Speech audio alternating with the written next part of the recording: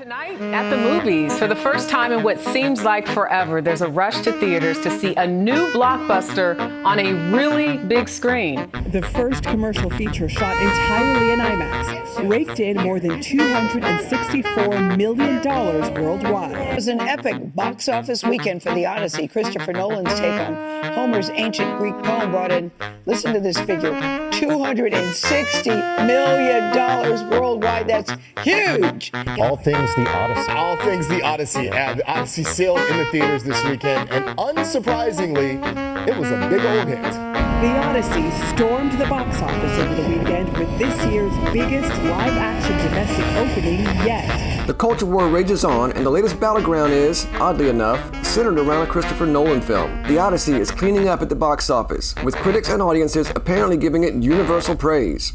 Now, whether that praise is as universal as Rotten Tomatoes would have us think or not, some have taken it as proof that woke isn't broke, and that apparently casting just doesn't matter at all.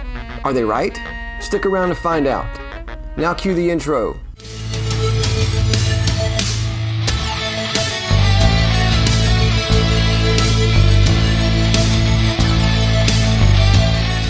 Greetings and welcome to the Culture War, where we dissect and dismantle pop culture in all its forms.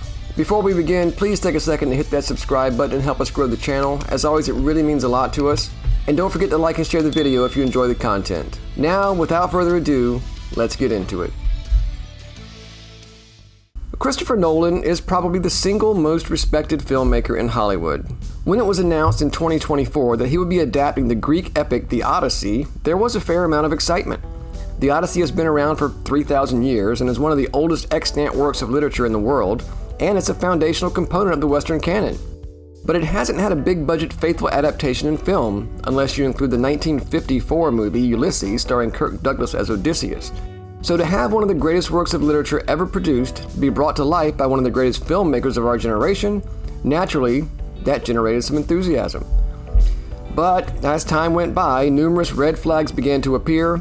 For instance, it was rumored, and later all but confirmed, that Nolan relied on a modern feminist translation of the Odyssey, focusing much more of the narrative on the women and other, quote, marginalized voices.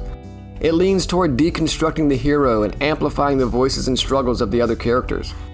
But what actually caused most of the controversy were certain casting decisions. First, Zendaya. This girl was cast to play the Greek goddess Athena. Zendaya is likely the most overexposed actress in the business. Why is she in everything? I mean, she has the acting range of a cantaloupe and the screen presence of a 13-year-old autistic boy. Regardless, she's definitely not Greek. She's... what is she?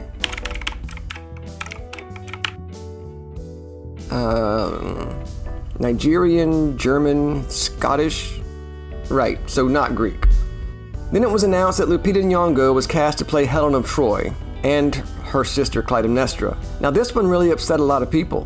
While Zendaya is a bland and uninspiring actress, and is herself somewhat black, I guess she does, kind of, pass as vaguely Mediterranean. But Lupita Nyong'o? She definitely does not pass as anything near Greek or Mediterranean. Helen of Troy is one of the most famous names in Western history, being the face that launched 1,000 ships, the most beautiful woman in the Greek world. Born in Sparta and whisked away to Troy, it was her peril that sparked the Trojan War.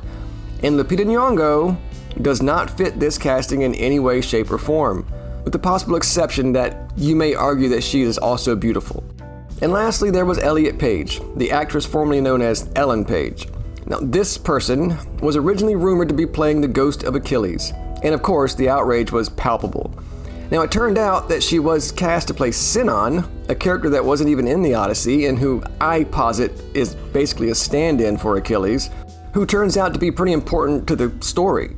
This person is 90 pounds and 5'2", and can barely stand up in the fake armor she's forced to wear, but she's described in the movie that we're watching with our eyes as being one of the greatest warriors in the world. It is ridiculous casting, to the point that I think Nolan must have been just trolling the chuds with it. But there you have it, 3 ridiculous casting choices that have lit the internet on fire for the past several months. Of course, other casting decisions weren't great either, like John Leguizamo or frankly Matt Damon even. In other words, most of the cast seems to be miscast.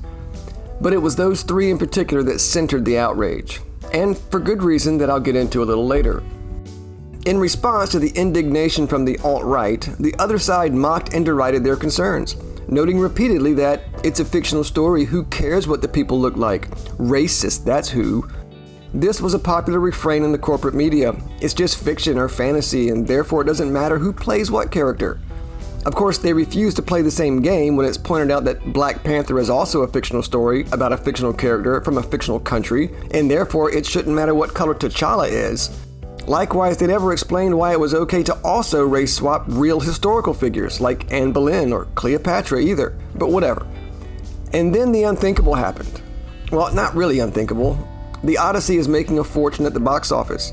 It had a huge opening weekend and a ridiculously good second week hold, and is almost certainly going to break $1 billion.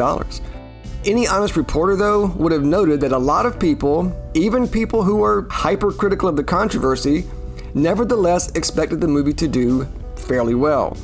It's a Christopher Nolan movie.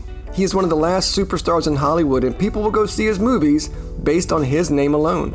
It's Christopher Nolan. How can you not be excited for a Christopher Nolan film? Now, I'll admit I'm a little surprised by just how well it's doing, but that was always in the cards. Yes, despite the polemics, Christopher Nolan puts asses in seats. At the very least, the Nolan diehards will come out in force. Add to that the fact that the mainstream media and corporate critics have heaped universal praise and undying adulation on this film, and everyone involved with it, from Nolan himself down to the craft services lady, and most normal people aren't keyed into the entertainment discussion boards and online squabbles, and are thus unaffected by it. To them, it's a blockbuster movie made by Christopher Nolan and based on one of the most beloved works of literature ever created.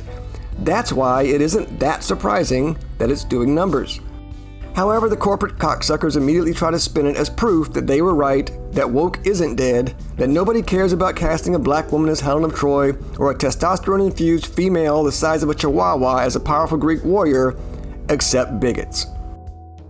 For instance, this Vanity Fair article kind of made the rounds on the internet that says the Odyssey's epic box office haul breaks the, quote, go woke, go broke myth. Christopher Nolan's film made over $264 million in its opening weekend, once again proving flops like Ghostbusters and The Little Mermaid weren't due to politics, and people will pay for a great yarn. She beamed that the movie's success, quote, put to bed an old conservative bugbear, the notion that Hollywood movies bomb when they're overly influenced by the politics and qualities this cohort defines as woke, a concept so broad as to be essentially meaningless. Are they right? Does all this political controversy have nothing to do with the film's success or not? Does casting not matter? Can anybody play any part as long as it's not a white guy? Well, I mean, actually, kind of. So here's the thing.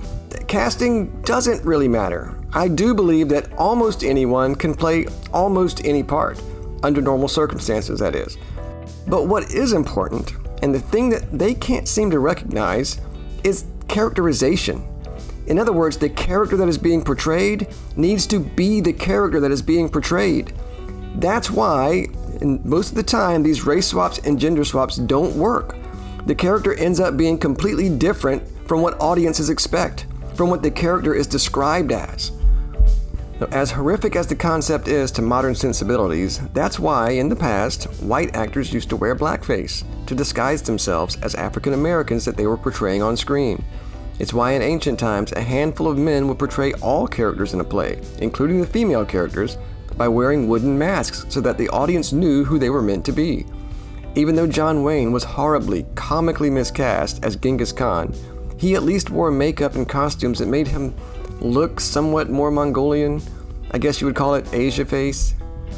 Or my favorite example is from the movie Remo Williams, where the great Joel Grey played a Korean martial arts master. And again, even though Joel Grey's a white guy, they made him look like a Korean martial arts master with a hilarious Korean accent. You got silence. The fool chatters, but the wise man listens. You always talk like a Chinese fortune cookie. Chinese. The Korean is the most perfect creature ever to sanctify the earth with the imprint of his foot. And other people have brought this up too. When we talk about people of different races playing characters, the complaint about Hollywood, say, pre-1980 was that white characters, Burt Lancaster, Charles Bronson, Audrey Hepburn, who played Native Americans, the issue was there were probably Native American actors who would have been more authentic. I don't know if they were as good actors, but there was no effort. But the point I'm making is they tried to look or appear as they were Native Americans. So when a Mexican-American actor played Zorba the Greek, Anthony Quinn tried to look Greek, and it was enhanced because he looked Greek in some ways. And when Laurence Olivier tried to play Othello, he was white, but he tried to look like he was North African. But it's an artifice that modern movie makers seem to have forgotten or they intentionally avoid. For example, the live-action adaptation of Little Mermaid saw the main character, Ariel, played by Halle Bailey, a black woman, in direct contrast to the red-haired white character from the animated film. Likewise with Snow White being played by Rachel Zegler, an obviously Latina woman, replacing the classic pale-skinned character from the animated film, who was literally described as having skin as white as snow. These types of swaps draw criticism precisely because the characters look completely different from what audiences expect, especially in such easily recognizable roles in such widely beloved franchises. And sometimes it's fine, like when you're dealing with lesser-known characters or lesser-known franchises or secondary characters or whatnot, like Samuel L. Jackson's portrayal of Nick Fury in the MCU, a character who was historically white in the source material. But Jackson was able to make the character his own because outside of a handful of comic fanatics, the expectations of the general audience weren't really subverted. It's not weird to see a black guy playing that part in a universe that's set in a modern Western society. And the physical appearance of Nick Fury isn't so ingrained in our culture as to be immutable. It works despite his skin color because most people wouldn't necessarily notice that it's wrong. He has an eye patch. If there's anything that defined the character of Nick Fury to the average person, it was his eye patch. And he carries himself like a badass super spy. So he is Nick Fury. But for characters that are in the cultural consciousness, who the audience would recognize if they were obviously changed, it doesn't work. Take the upcoming Harry Potter series where they cast Papa Isidore, a black man, as Professor Snape. That has caused backlash because Snape is an important, prominent character who has a recognizable appearance. For people who are fans of the books, Snape is a pale, pallid, milky white weirdo with a long hooked nose and curtains of greasy black hair. For people who have only seen the movies, Snape is Alan Rickman. Papa Isidore looks nothing like either of these expectations. His appearance as Snape is jarring and incongruous. It doesn't work, and it takes people out of the story. Imagine, if you will, a remake of Star Wars where Darth Vader's voice no longer sounds like James Earl Jones, but Gilbert Gottfried. Ladies and gentlemen, I hope you can hear the sound of my voice. That would be disconsonant, right? Same concept. Anyway, the media has repeatedly stated that it shouldn't matter when adapting fiction or fantasy what the characters look like. They're made up anyway, and that's why it shouldn't matter who plays Helen of Troy in the Odyssey. But that's just not true. Even in a work of complete fiction, the characters are real, they exist in the minds of the audience, and their appearance and actions and mannerisms and presence are subject to expectations. Regardless, it isn't even accurate to refer to the Odyssey as a work of pure fiction. The Odyssey is more appropriately regarded as mythology.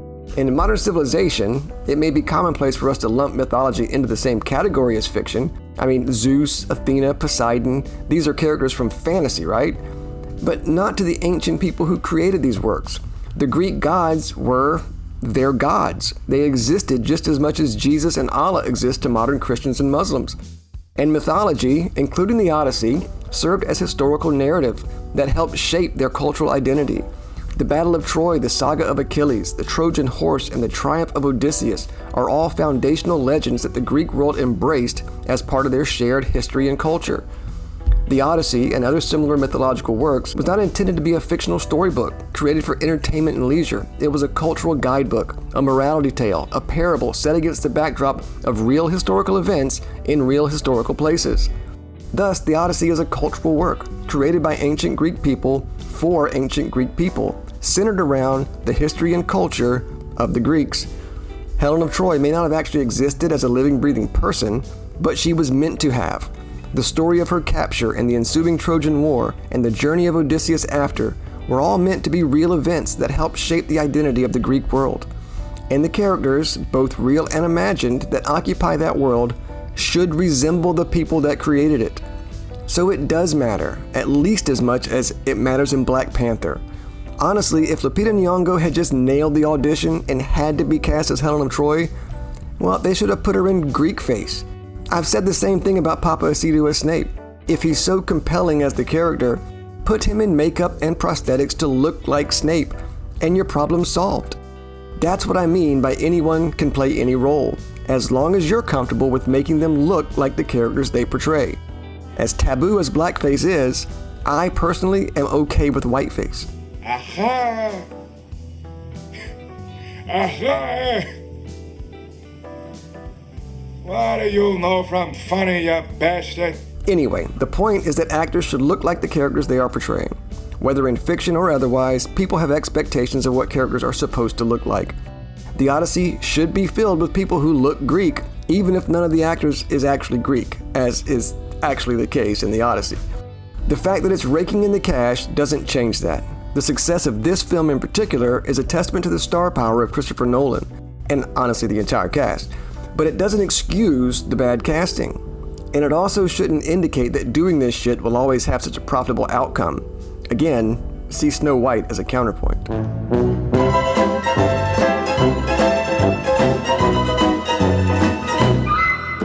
So in closing, filmmakers should strive to cast actors and actresses that resemble the characters they are meant to play.